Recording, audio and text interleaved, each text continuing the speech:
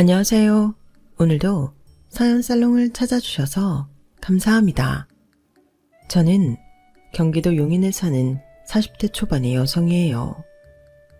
남편과의 사이에서 아들 하나를 두고 사는 워킹맘이고요. 조금 있으면 시어머니 돌아가시고 첫 제사가 있어요. 제가 시어머니가 병석에 누우시고부터 12년을 돌봐드렸거든요. 작년 상을 치를 때 사람들이 가장 많이 한 말이 할 일 다 하고 보내드려서 시원섭섭하겠다는 거였어요. 그 말에도 어느 정도 동의를 하기는 하지만 저는 허전함이 더 크더라고요. 그동안 시어머니와 정이 쌓였기 때문인 것 같아요. 어떤 의미에서 시어머니는 제게 두 번째 엄마나 다름없는 분이기도 하셨고요. 그래서 작년 시어머니 돌아가셨을 때 많이 힘들고 슬펐냐고요?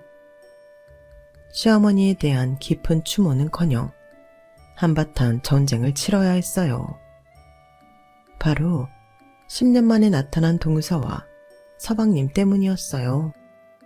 뻔뻔스럽게도 동서는 빈소에 얼굴을 내밀며 바로 유산 상속 이야기부터 하더라고요. 항상 동서한테 끌려다니던 서방님도 여전했고요. 하지만 시어머니 유언장과 함께 저의 정체를 확인하고는 아주 얼굴이 하얘졌다 빨개졌다 난리가 나더라고요. 그때 생각을 하면 아주 속이 시원해요. 물론 여전히 열받기는 하지만요. 그럼 지금부터 본격적으로 못돼 먹은 동서 이야기 시작해볼게요. 저는 법대를 졸업하고 대학원을 다니다가 남편을 만났어요. 그때가 막 로스쿨이 도입되기 직전이어서 제 진로에 대해 상당히 고민이 많을 때였어요.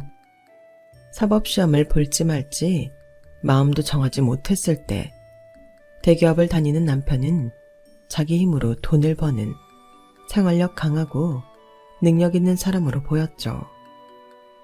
실제로도 결혼하고 살아보니 제가 봤던 그대로였어요. 회사에서도 실력을 인정받고 직원들하고도 잘 지냈어요. 성실했고요. 저는 신혼재미에 푹 빠져서 집안 살림을 배우는 데에 정신이 팔렸어요. 그때 결혼하면서 대학원을 한 학기 휴학했거든요. 시어머니와의 관계도 큰 문제 없이 잘 지냈어요. 친구들이 그 정도 시어머니면 좋은 시어머니라고 할 만큼요. 몸이 좀 약하셔서 병원이나 한의원에 자주 다니셨지만 오히려 저와 동서가 신경 쓸까봐 늘 조심하시는 게 보였어요. 시아버지는 제가 결혼하기 3년 전에 돌아가셨고요. 시어머니와 잘 지내면 뭐가 문제냐고 하시겠지만 앞서 말씀드렸던 것처럼 이 구역의 빌런은 다른 사람이 아닌 동서였어요.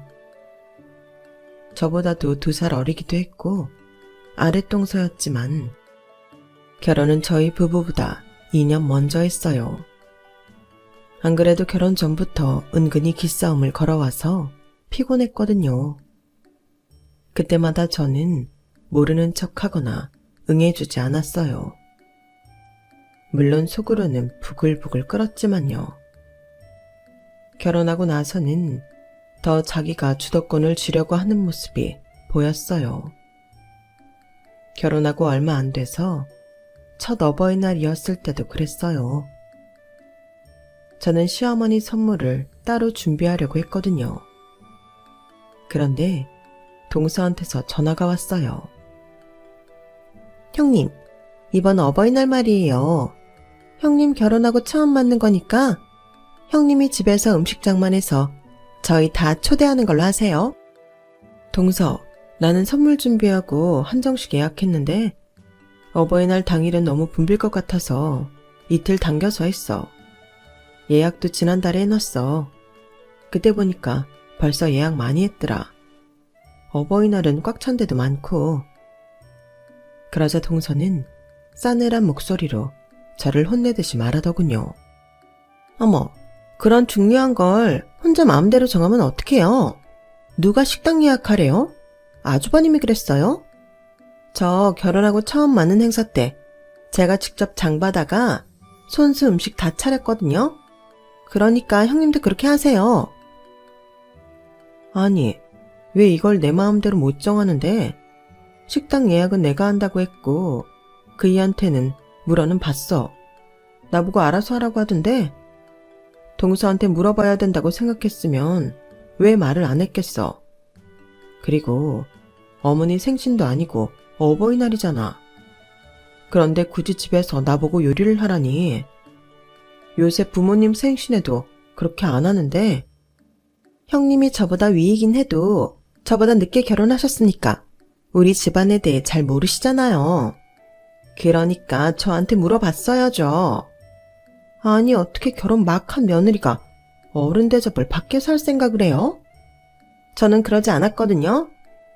아무튼 알았으니까 이번에는 그냥 넘어가 줄게요. 그 한정식집 주소랑 날짜 시간 알려주세요.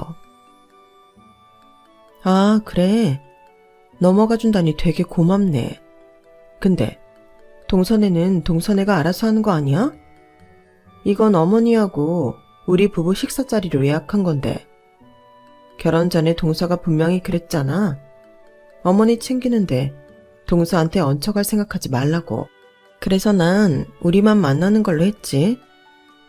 어머 형님, 형님이면 윗사람인데 당연히 아랫사람인 저희를 챙겨야 되는 거 아니에요? 그리고 아까도 말씀드렸지만 형님 결혼하고 첫 행사인데 그럼 온 가족을 다 초대해야죠. 이런 것도 모르시면 어떡해요? 전화를 끊은 저는 정말 어이가 없어서 화가 났어요. 일일이 저한테 먼저 결혼한 대접을 받으려 들더니 제가 윗사람인데 아랫사람을 안 챙긴다고 훈계까지 했으니 말이에요. 그런데 남편한테 전해 들은 동서 신혼초 이야기는 저를 더 열받게 했어요. 재수씨 결혼하고서 처음 어버이날? 글쎄 어땠지? 그것보다는 엄마 생일이 더 먼저였는데 음식을 전부 마트에서 사다가 접시에 담아서 내기만 했더라고. 내가 설거지하다가 그 수많은 플라스틱 포장 접시들을 봤거든. 근데 그 중에 뭐더라? 보쌈고기였나? 그게 또 살짝 맛이 간 거여서 나랑 진우랑 장염 걸려서 한동안 고생했잖아. 엄마가 보쌈을 안 드셔서 천만다행이지. 큰일 날 뻔했다니까. 와, 진짜 어이없다. 자기는 그래놓고 나보고 뭐? 직접 장을 받아 손수 다 만들라고? 그리고 자기네까지 초대하라고 하네? 아니, 어머니도 안 하시는 잔소리를 왜 동서가 하는지 모르겠네. 그러든지 말든지 신경 쓰지 말고 우리는 우리가 알아서 하자. 나도 진아한테 이번 어버이날은 그냥 우리끼리 할 거니까 걔네도 알아서 하라고 했어. 사실 이런 행사 때는 형제들이 같이 하는 게 일반적이기는 한데요. 저나 남편이나 결혼 전부터 자꾸 신경을 긁고 지가 윗사람 행세하려고 하는 동서 때문에 짜증이 나 있었어요. 그런데다가 동서가 집안 행사에 자기네한테 얹혀가지 말라고 한 말 때문에 남편도 열받았었거든요. 그래서 저희만 따로 준비를 하게 된 거였어요. 시어머니도 어느 정도 눈치를 채신 것 같더라고요. 어버이날 함께 식사를 마치고 집에 모셔다 드렸을 때 시어머니는 저한테 이렇게 말씀하셨어요. 얘 큰애야, 결혼해서 안 하던 살림하랴 집안일 챙기랴 정신없지? 나도 다 잘한다. 그리고 작은애 성격이 평범하지는 않아서 걸리는 게 많을 거야. 그래도 나는 니네가 잘 지냈으면 좋겠구나. 암만 둘째가 먼저 결혼했다고 해도 네가 윗사람이잖니? 나이도 더 많고. 그러니 네가 둘째 성격 그려려니 하고 받아주면 좋겠다. 네, 어머니. 그러도록 노력할게요. 시어머니는 결코 뭘 강요하거나 하지 않으셨어요. 워낙 점잖고 차분한 분이라 말 한마디 한마디 하시는 게 무게감도 있었고요. 그런 분이 일부러 저렇게까지 말씀하시는데 거기다가 동서가 싸가지 없다고 어떻게 말을 하겠어요? 알겠다고 할 수밖에요. 하지만 결혼하고 나서 보니 동서는 기싸움만 하려는 게 아니라 정말 얄미운 짓은 다 했어요. 시댁에서 어쩌다가 자기가 설거지나 집안일이라도 거둔 날이면 꼭 이런 식으로 말했어요. 어머니, 저 오늘 진짜 피곤하고 힘든데 제가 부엌 일 다 했거든요. 보니까 어머니 스카프 선물 들어온 거 있던데 색도 되게 밝고 젊은 사람 스타일이더라고요. 그거 저 주시면 안 돼요? 오늘 제가 힘든데도 일한 상으로요. 스카프? 그거 고모네 애들이 돈 모아서 나 쓰라고 선물해 준 건데. 근데 색이 노인들 쓰기에는 너무 밝아요. 저 주세요. 제가 나중에 어머니한테 잘 어울리는 걸로 사드릴게요. 이런 식으로 시어머니한테 선물 들어온 것 중 정말 좋은 거는 자기가 가져가고 단 한 번도 그것 대신 사오겠다는 걸 사오는 법이 없었어요. 결혼하고 반년 정도 지켜봤더니 늘 이런 식이더라고요. 그러다가 동서 생일이 됐는데 느닷없이 호텔 뷔페에서 생일을 한다길래 좀 어리둥절했어요. 원래 자기 돈 안 쓰고 짠순이 노릇하는 사람이었거든요. 동서가 웬일이야? 그 호텔 비싸지 않아? 그런 데서 하려면 돈 많이 들잖아. 어머 형님, 생일 1년에 한 번인데 그 정도는 해줘야죠. 그리고 빈손으로 오시면 안 되는 거 알죠? 마음 같아서는 선물 탁 집어서 말해주고 싶지만 형님 센스 한번 믿어볼게요. 저 기대해요 형님. 이러는데 정말 말로는 다 알 수 없는 쎄한 기분이 들더라고요. 사람이 감이라는 게 있다는 게 이럴 때 발휘되는 거죠. 어쨌든 저랑 남편은 동서한테 어울릴 만한 선물을 고민했어요. 액세서리나 화장품, 향수 같은 건 취향에 안 맞는 거 사주면 좀 안 좋아할 것 같아 고민이 됐는데 그렇다고 그릇 같은 걸 생일날 사주기도 뭐했어요. 그래서 마음에 안 들면 바꾸겠지 하는 생각으로 향수 선물을 사서 교환할 수 있게 영수증까지 챙겨 넣어 들고 갔죠. 동서는 자기 생일이라고 친정 부모랑 동생까지 불렀더라고요. 저는 너무 당황스러웠어요. 뜻하지 않게 동서 친정 식구들까지 있는 자리에 있게 된 거잖아요. 이게 무슨 대단한 행사라고 시댁 식구들 아닌 사람들까지 봐야 하나 싶어 선물 전해주고 시간만 때우고 오자 싶었어요. 남편도 그러자고 했고요. 정말이지 유난히 화려하게 차려입은 동서가 뷔페 입구에서 저와 남편을 붙잡더니 호들갑을 떨더군요. 형님, 아주버님 와주셔서 너무 감사해요. 여기까지 오느라 고생 많았어요. 평소 안 오던 데라 불편했죠? 아, 평소 안 오던데. 저희는 재수씨 식구들도 와 있을 줄은 몰랐죠. 남편이 짜증을 꾹 참으며 말하는 게 느껴져 조마조마한데 동서는 두 손을 내밀며 말했어요. 제 생일 선물이요. 얼른 주세요. 그래. 이렇게 앞에서 받을 줄은 몰랐네. 여기 있어. 생일 축하해 동서. 라며 제가 선물을 넘겨줬어요. 명품 브랜드 쇼핑백이라며 좋아서 쇼핑백을 받아들던 동서는 안에 내용물을 보더니 표정이 확 변하더라고요. 그리고 잔뜩 굳어진 표정으로 저를 보며 말했어요. 이게 뭐예요, 형님? 이걸 제 선물이라고 사온 거예요? 요즘 우리 또래가 제일 많이 쓰는 향수라고 백화점 직원이 추천해 주더라고. 마음에 안 들면 그 영수증 가져가서 바꾸면 돼. 아니, 그게 아니라 형님, 제가 그렇게 눈치를 줬는데도 못 알아들으셨네요.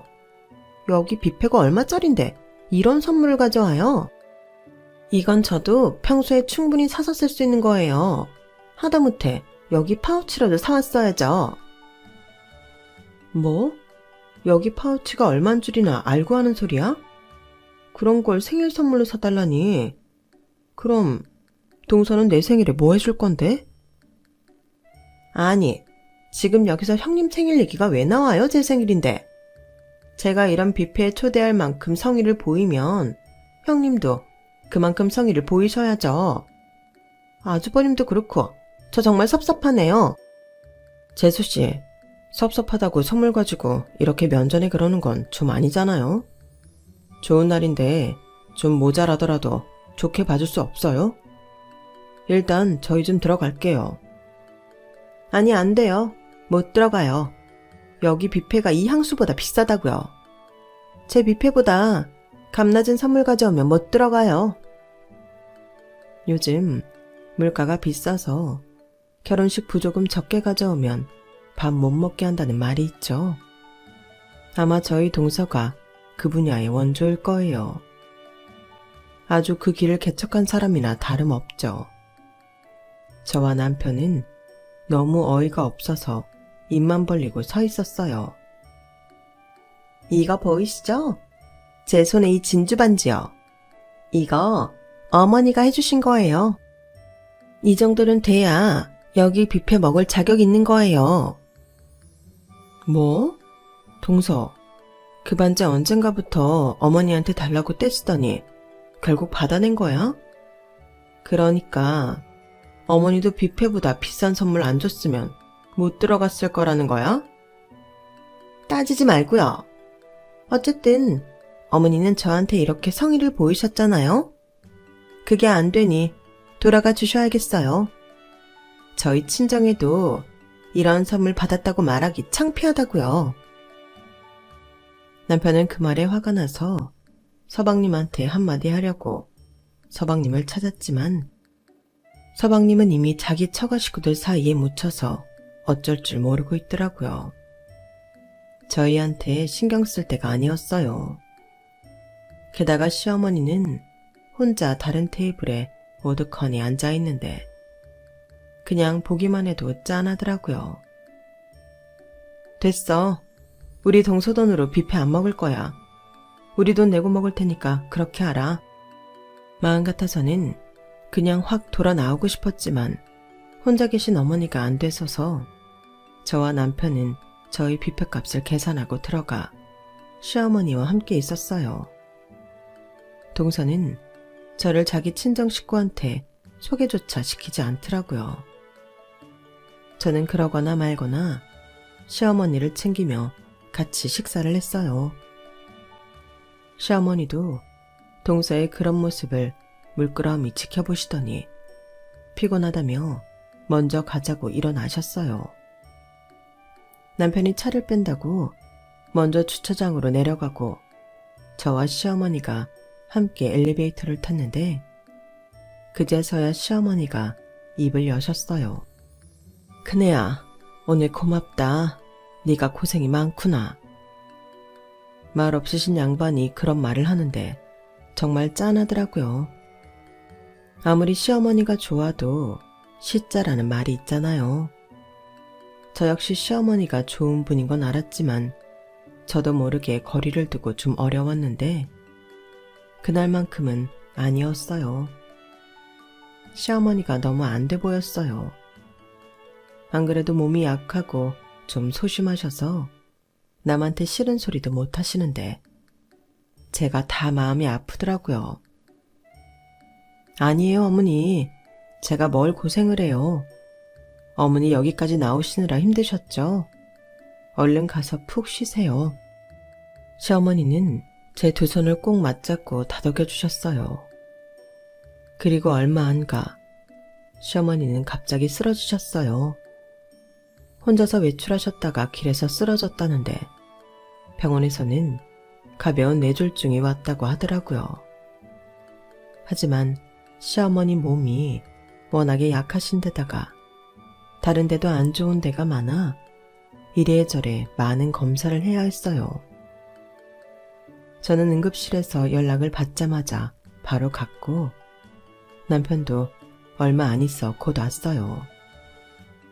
그런데 서방님하고 동서가 시어머니 병실 잡아 옮기고 다음 날이 됐는데도 안 오는 거였어요.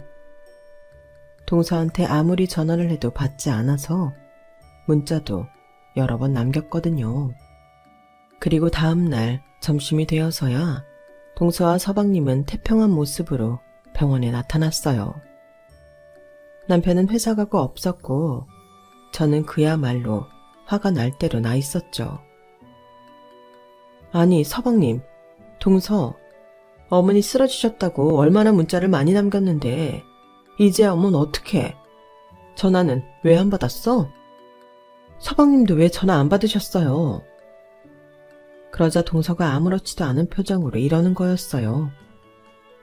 아, 저 음악 캠프 있었어요. 그 이도 저랑 같이 갔고요.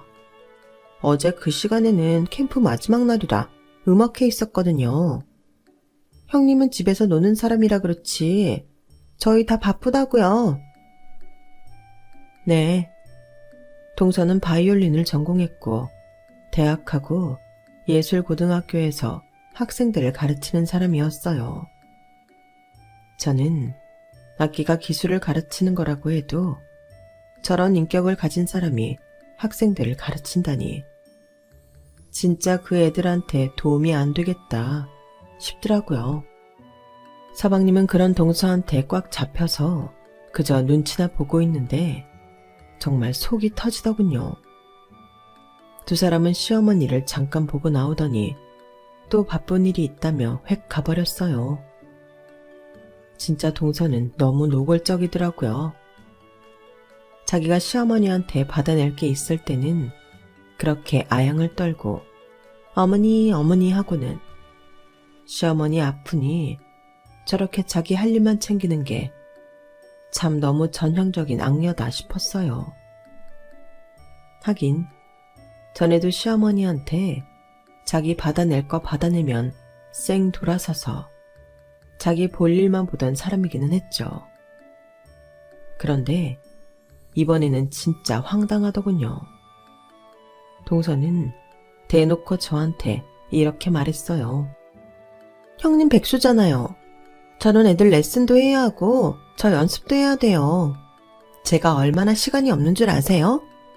정말이지 하루가 48시간이었으면 좋겠다니까요. 오죽하면 저희 부부 아이도 안 낳고 살겠어요. 그러니까 백수인 형님이 어머니 병간호는 책임지셨으면 해요. 결혼해서 지금까지 형님이 한 게 뭐 있어요? 이런 걸로라도 때우셔야죠. 하하, 진짜 동서 사람 뚜껑 열리게 하는데 일가견 있다. 동서한테 퍼붓고 싶은 말 100만 개도 넘는데 내가 참는 건 이 집안 어른 아픈데 그 병간호하기 싫어 서로 미루는 꼬라지 될까봐 그런 줄이나 알아? 동서 병간호하기 싫으면 됐어. 내가 알아서 할게. 형님, 말씀 이상하게 하시네요. 하기 싫다는 게 아니라 바쁘다니까요. 알았다고. 가서 그 잘난 깽깽이나 켜라고. 정말 뭘 상식해. 동서는 항상 고상한 척하며 상냥하게 웃으며 사람을 비꼬았는데 제가 세게 나가니까 바르르 떨더라고요. 그 꼴을 비웃고 싶었지만 그게 문제가 아니었어요. 저는 시어머니 병간호를 하느라 정신이 없었거든요. 다행히 뇌졸중이 심각했던 게 아니어서 재활을 하며 움직이시는 것도 많이 좋아졌어요. 친정부모님은 저희 집 일까지 도와주시며 시어머니 병간호를 함께 해주셨고요. 그것 때문에 남편이 정말 많이 미안해했고 저희 부모님한테도 평생 효도하겠다고 하더군요. 그 약속은 지금도 잘 지키고 있기는 해요. 아무튼 시어머니는 저희의 도움을 받아 천천히 움직일 수는 있었지만 그 이상은 나아지지 않았어요. 병원에서도 시어머니 몸이 너무 약하고 안 좋은 것도 많아서 어쩌면 이 상태로 오래 갈 수도 있다고 했고요. 그게 시어머니 쓰러지고 1년 조금 지났을 때였네요. 그리고 동서와 서방님은 저희 부부를 정말 열받게 만드는 결정을 했어요. 서방님이 해외에 있는 연구소로 직장을 옮기기로 했다는 거였죠. 그런 말이 전부터 있기는 했지만 동서가 자기는 친정하고 가까운 데 있고 싶다고 계속 반대해서 못 나갔거든요. 참고로 동서는 그 잘난 압구정동에서 자라서 계속 압구정동에서 산 여자예요. 서방님하고 결혼할 때도 압구정동 아파트에 사는 게 조건이라고 할 만큼 압구정동을 사랑하는 여자이고 그만큼 다른 동네는 다 무시했어요. 친정아버지가 사업을 해서 워낙 잘 사는 집 딸이라 철이 없는 건 알았는데 시어머니가 쭉 병상에 있을 것 같으니 이제 와서 해외에 나간다니 너무 속보이잖아요. 남편은 그것 때문에 서방님하고 싸우기까지 했어요. 그도 그럴 게 남편도 듣는 귀가 있잖아요. 서방님 친구한테 동서가 서방님 옆구리 쿡쿡 찔러서 해외 연구소 면접 보고 합격한 걸 알게 됐거든요. 김진우, 너는 그렇게까지 마누라한테 잡혀서 살아야겠냐? 엄마 아프셔. 네가 전에 해외에 나갔어도 돌아와야 될 마당에 이게 뭐 하는 짓이냐? 그러는 형은 형수한테 안 잡혀 사는 것 같아? 나한테만 뭐라 하지 마. 됐어. 그리고 엄마가 앞으로 나한테 뭘 해줄 수 있는데? 장인어른만큼 나 뒷바라지 해줄 수 있어? 우리 할 만큼 했어. 우리한테 뭐라 하지 마. 저는 서방님은 그래도 양심이라는 걸 갖고 있을 줄 알았는데 전혀 아니더라고요. 게다가 이 사람들은 가기 전에 시어머니 앞으로 있던 작은 빌라 하나를 기어이 자기들한테 달라고 해서 그거 팔아서 증여세 나중에 낸다고 하고 돈 갖고 가버렸어요. 저나 남편은 그런 동서 부부랑 한바탕 했죠. 와, 진짜 해도 해도 너무하네. 아픈 어머니한테서 굳이 그걸 가져가야 해? 저희는 나중에 할 일 덜어드린 거예요. 어차피 어머니 돌아가시면 어머니 사시는 집은 형님네가 가질 거 아니에요. 그럼 우리도 독일 가기 전에 챙길 건 챙겨야죠. 안 그래요? 동서는 지금 동서가 되게 똑똑한 줄 알지? 완전 헛똑똑이야. 알아? 그러는 형님은 형님이 되게 착한 줄 알죠? 법대식이나 나와서 검사 배지도 변호사 배지도 없이 무능하게 남편한테 얹혀 사는 주제에 말이죠. 말이면 다인 줄 알아? 틀린 말 아니니까 화내는 거 아니에요? 더 이상 어떤 말을 해도 소용이 없겠더군요. 저희 부부와 서방님 그리고 동서는 이렇게 최악의 상태로 헤어졌고 두 사람은 독일로 떠나버렸어요. 저희 부부는 공항에 나가보지도 못했는데 그건 언제 간다는 말을 저희한테 안 했기 때문이었어요. 물론 언제 가는지 알아도 못 갔을 수 있어요. 남편은 일 때문에, 저는 시어머니와 집안일 때문에요. 서방님과 동서가 떠난 후 시어머니는 더 멍하니 넋을 놓고 있는 일이 많아졌어요. 저는 그런 시어머니 상태가 안 좋아질까봐 더 신경을 많이 썼고요. 그런 어느 날 시어머니가 느릿느릿 저한테 이렇게 말씀하시더라고요. 큰애야, 너 공부해라. 너처럼 똑똑한 애가 공부해야지 아깝다. 나는 괜찮으니까 너 변호사 됐으면 좋겠다. 저는 당시 딸아이를 임신하고 있을 때여서 공부는 엄두도 나지 않았어요. 게다가 너무 오래 책을 안 봐서 과연 제가 다시 공부를 할 수 있을지 걱정도 됐고요. 그래도 시어머니 걱정시키지 않으려고 아이 낳은 후 공부를 하겠다고 했죠. 제가 딸을 낳고 몸조리를 할 때에는 친정어머니가 시어머니를 봐드릴 때도 있었어요. 그러면서 두 분은 점점 더 친구처럼 정이 들었고 시어머니는 더더욱 저더러 공부를 하라고 하시더라고요. 너 나 때문에 집에만 묶여있는 것 같아서 마음이 안 좋아. 나 네가 변호사 되는 거 보고 싶구나. 실은 그 즈음 저도 제 동기들이 잘 나가는 걸 보고 자극을 받고 있던 터라 결국 다시 대학원에 가기로 마음을 먹었네요. 남편도 적극적으로 밀어줬고요. 물론 쉽지 않았어요. 아이는 너무 어려서 아무리 친정 부모님이 봐주신다고 해도 제가 봐줘야 하는 시간도 많았거든요. 어떻게 잠자는 시간도 쪼개고 남편도 도와주니 조금씩 공부할 시간이 생겼고 점점 책 보고 학교 갔다 오는 일상에 익숙해지더라고요. 저는 학교에 돌아와 공부한 후 2년을 더 공부해서 드디어 변호사 시험에 합격했어요. 제가 결혼하고 9년째 생긴 일이었어요. 시어머니는 정말 축하한다며 주름이 가득해진 얼굴로 환하게 웃으며 좋아하셨어요. 상태가 더 나아지지도 나빠지지도 않는 상태로 너무 오래 계셔서인지 저희도 시어머니 병에 완전히 익숙해져 있었죠. 저는 로펌에 들어가 일을 시작하게 됐고 아이는 유치원에 다녀서 전보다는 좀 수월하기는 했어요. 그렇게 하기를 2년.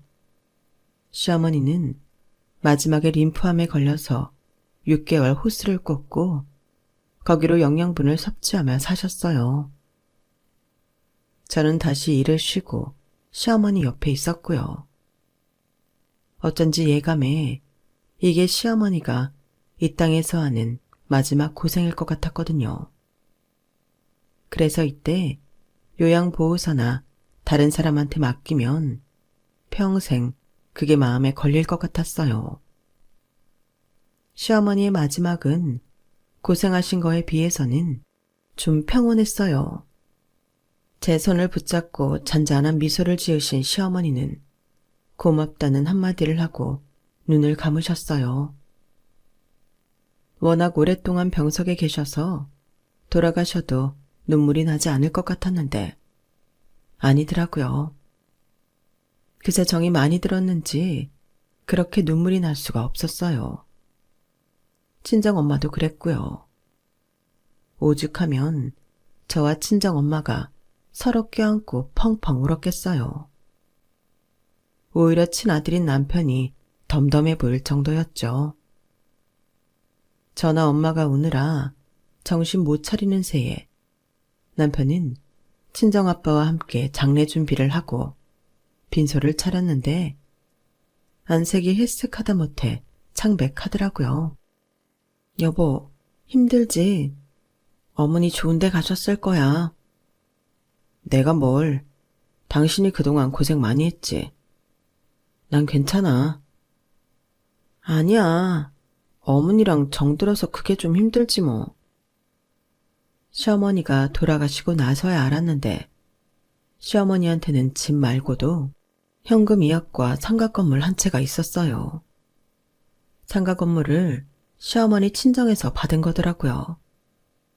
그런데 그걸 전부 저희에게 주겠다는 유언장을 변호사 공증을 받아놓았더라고요. 저희도 몰랐던 일이라 너무 놀랍기만 했고요.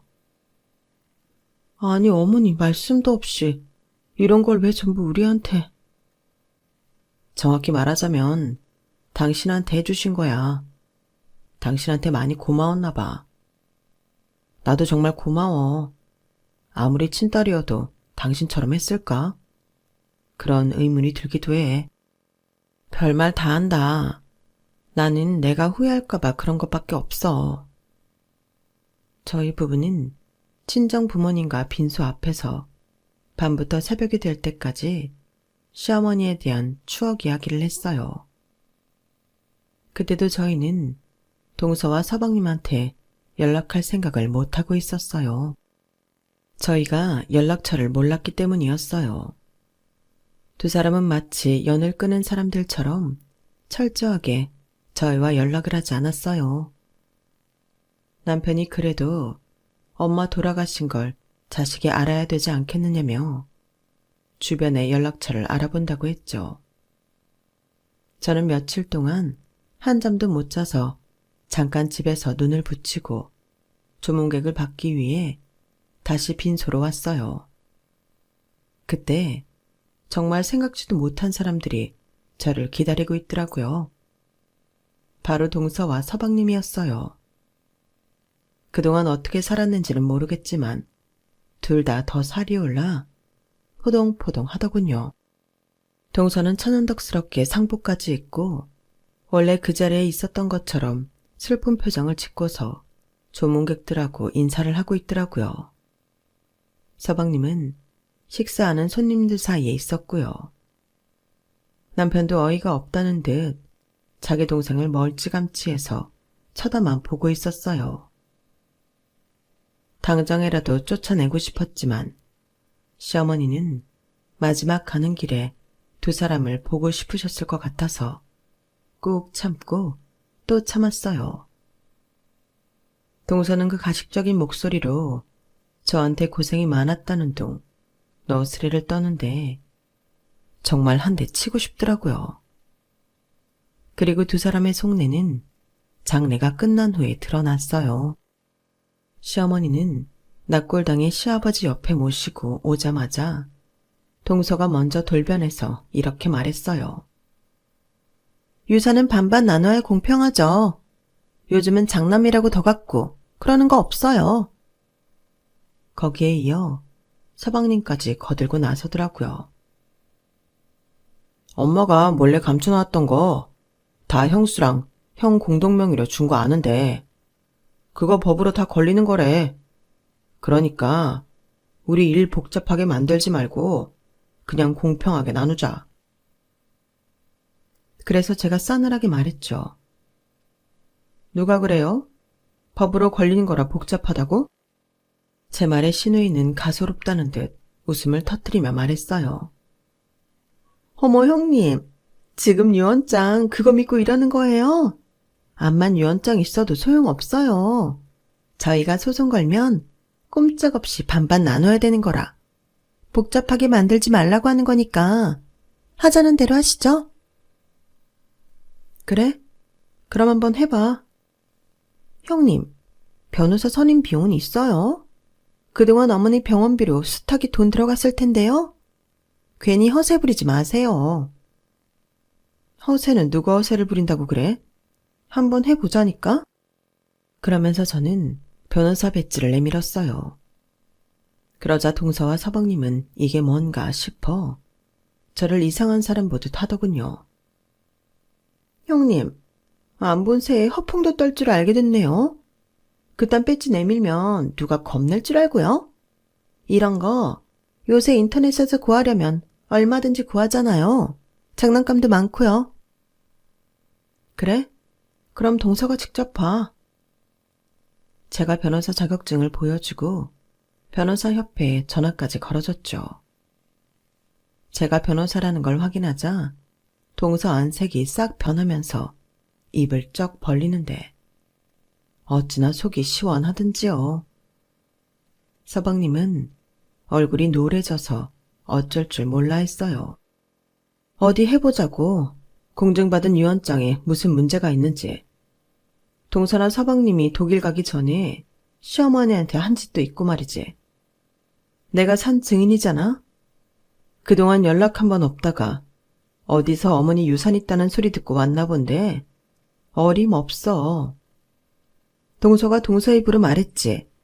빌라 가져가면서 자기네 목 챙긴다고 시어머니 살던 집은 우리 거라고. 내가 그때 몰래 녹음도 해놨고 그쪽 변호사 사무실 다니며 전문받은 증거 여기저기서 다 주워 모아놨거든. 내가 분명 이런 날이 올 줄 알았단 말이지. 나 있는 로펌 꽤 괜찮은 데야. 이쪽 전문 변호사로 제일 센 사람 한 명하고 나랑 같이 하면 동서가 이길 것 같아? 내가 이길 것 같아? 그러자 동서는 갑자기 가냘픈 목소리로 애원하듯 말했어요. 형님, 그러지 말고 저희 좀 봐주세요.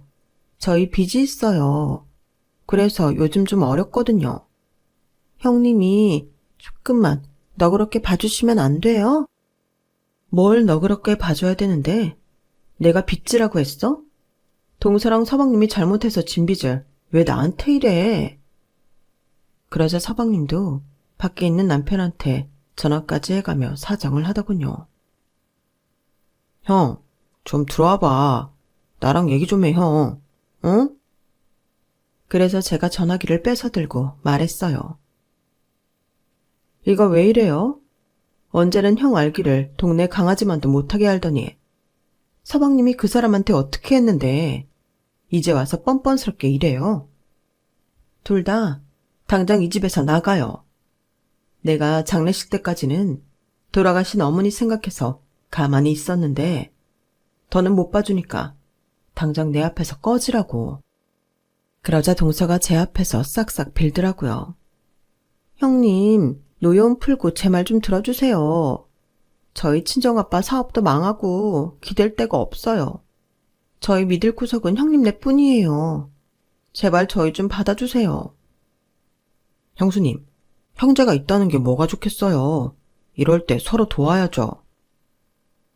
서로 도와요? 와, 이 사람들 진짜 웃기네. 당신들이 우리한테 뭘 도와줬는데 12년을 한결같이 연락 한 번 안 하다가 뜯어먹을 거 생기니까 와서 이러는 거잖아. 생쇼하지 말고 당장 나가. 댁들이 망했든 빌어먹고 있든 나랑 상관없으니까 나가라고. 결국 남편이 와서 경찰까지 부르는 소동을 벌이자 두 사람은 그제야 꽁무니 빠져라 도망을 갔어요. 그 후에는 노골적으로 욕설을 하는 전화를 걸어오곤 했네요. 니들이 얼마나 잘 먹고 잘 사나 두고 보자.